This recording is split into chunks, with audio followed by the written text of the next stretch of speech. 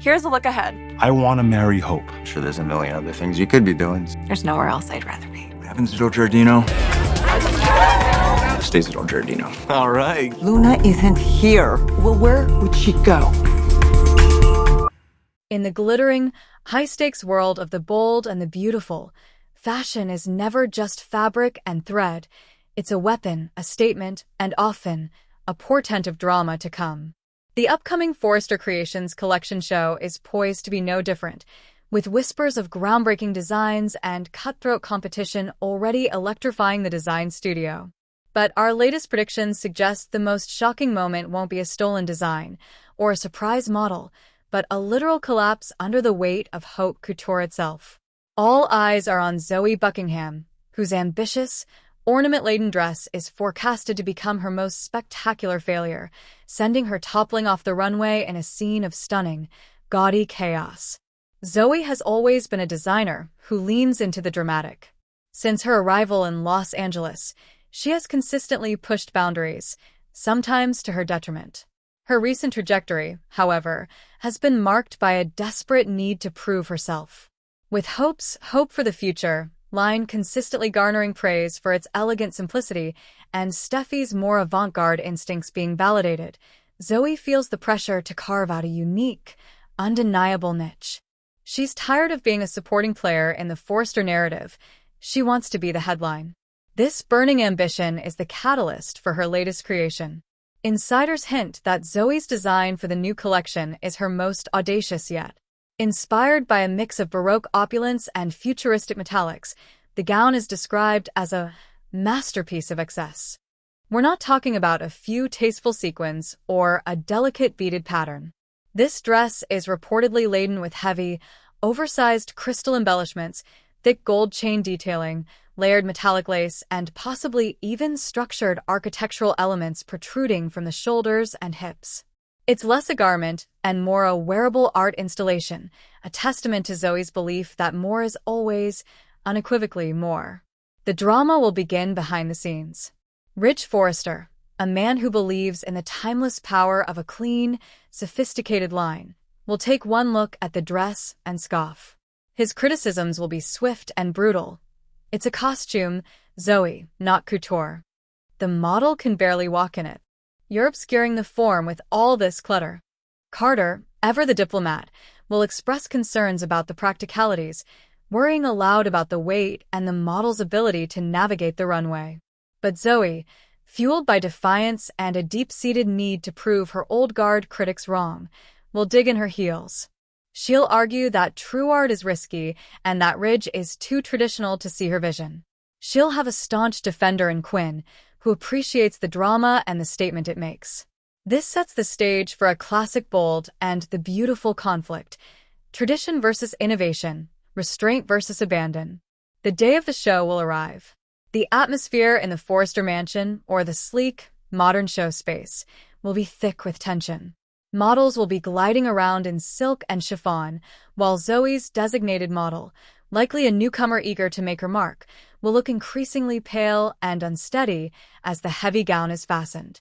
Zoe will be buzzing with nervous energy, offering encouraging words while secretly praying her gamble pays off.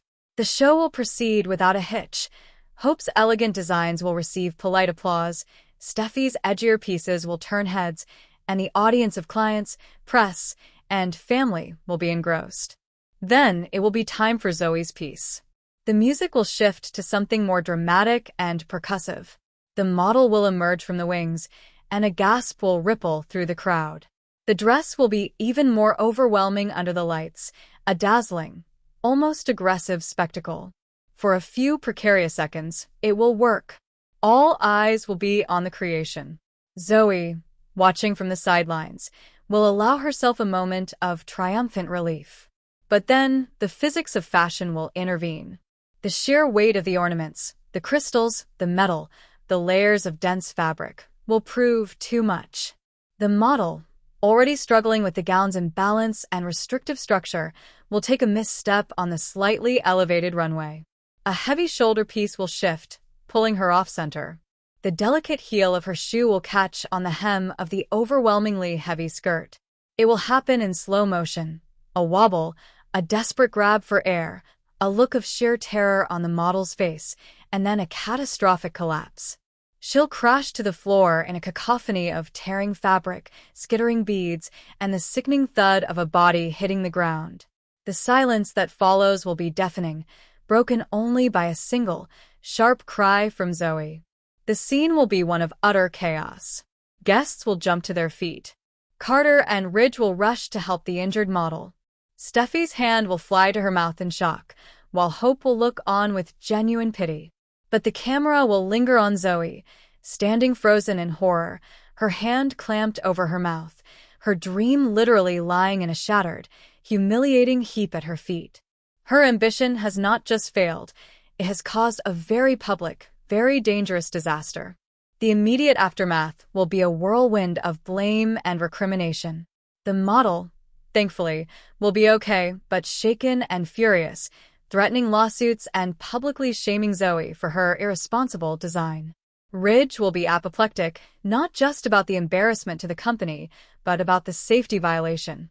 "I told you this would happen," he will thunder, using the incident to firmly re-establish his authority and banish Zoe from any major collections for the foreseeable future. Eric will be disappointed, urging her to learn from this about the importance of wearability. Quinn will try to spin it. All press is good press. But even her support will feel hollow. For Zoe, this will be more than a professional setback. It will be a profound personal humiliation. The viral moment of her model falling will be looped on entertainment news shows, memed on social media, and become a permanent stain on her resume. She will retreat, utterly defeated, questioning her entire talent and judgment. This vulnerability will make her a target for a surprising source of comfort, Carter. Having been through his own very public humiliations, he will find a soft spot for the broken designer. Their shared experience of failure could spark an unexpected and deep connection, pulling Zoe away from Quinn's influence and into a new, more stable relationship dynamic. Furthermore, this disaster will create a massive vacuum in the Forrester design team. With Zoe sidelined, Hope and Steffi will be thrust into an even more intense rivalry. Steffi will use the incident to advocate for her own bold, yet more wearable, vision.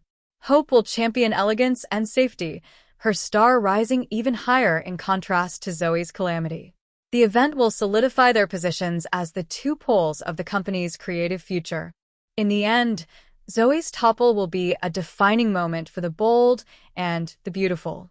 It's a classic soap opera trope, the hubris of a character who flies too close to the sun, only to be brought down by the very thing they thought would make them soar. Her gaudy ornaments, intended as a symbol of her unique brilliance, became the anchor that dragged her down. This public and spectacular failure will reshape alliances, ignite new romances, and redefine the creative direction of Forrester Creations. It serves as a glittering, heavy-handed reminder, in fashion, as in life,